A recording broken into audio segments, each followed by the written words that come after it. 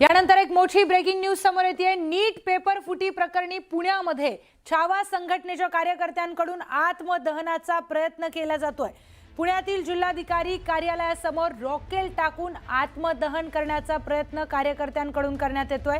तर नीट पेपर फुटी संदर्भात पुण्यातून हा धक्कादायक प्रकार समोर येतोय। नीट पेपर फुटी प्रकरणी पुण्यामध्ये छावा संघटनेच्या कार्यकर्त्यांकडून आत्मदहनाचा प्रयत्न करण्यात येतोय। मोठी बातमी पुण्यातून समोर येते। जिल्हाधिकारी कार्यालयासमोर रॉकेल टाकून आत्मदहन करण्याचा प्रयत्न छावा संघटनेच्या कार्यकर्त्यांनी केला। नीट पेपर फुटी प्रकरणावरून छावा संघटनेचे कार्यकर्ते आक्रमक झालेत। आक्रमक होऊन ते आंदोलन करत होते आणि याच वेळी काही कार्यकर्त्यांकडून आत्मदहनाचा देखील प्रयत्न झालाय। पुण्यातील जिल्हाधिकारी कार्यालयासमोर अंगावर रॉकेल टाकून आत्मदहन करण्याचा प्रयत्न कार्यकर्त्यांनी केलाय।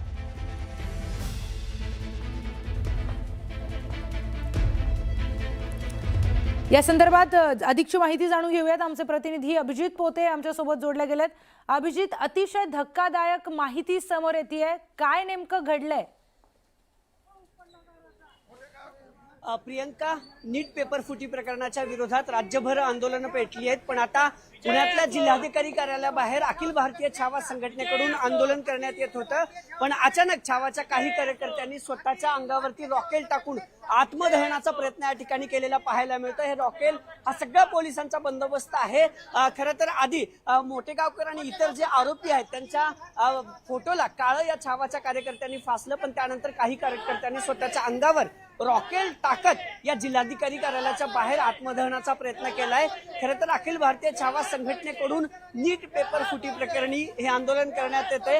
विद्यार्थ्यांना न्यायासाठी आम्ही रस्त्यावरती उतरू असा आत्मदहनाचा इशारा यापूर्वी छावा संघटनेकडून देण्यात आला होता। या सगळ्या आरोपींना फाशीचीच शिक्षा व्हावी, कारण अनेक लाखो विद्यार्थ्यांचं नुकसान आज या नराधमांनी केलं असा आरोप या छावा संघटनेकडून केला जातोय। पोलिसांचा बंदोबस्त मोठ्या प्रमाणात तैनात करण्यात आलेला आहे। खरं तर काही कार्यकर्त्यांनी याच ठिकाणी स्वतःच्या अंगावर रॉकेल टाकत आत्मदहनाचा प्रयत्न केलाय, पण आत्मदहनाचा प्रयत्न करणाऱ्या कार्यकर्त्यांना पोलिसांनी ताब्यात घेतलं। आपल्यासोबत छावा संघटनेचे काही कार्यकर्ते आहेत, नेमकी त्यांची काय मागणी आहे जाणून घेऊया। आत्मदहनाचा प्रयत्न केला, जिल्हाधिकारी कार्यालयासमोर पोलिसांनी तुम्हाला रोखले, काय मागणी आहे तुमची? आमची एकच मागणी आहे, मोठेगावकरला फाशी झालीच पाहिजे आणि विद्यार्थ्याला न्याय मिळालाच पाहिजे।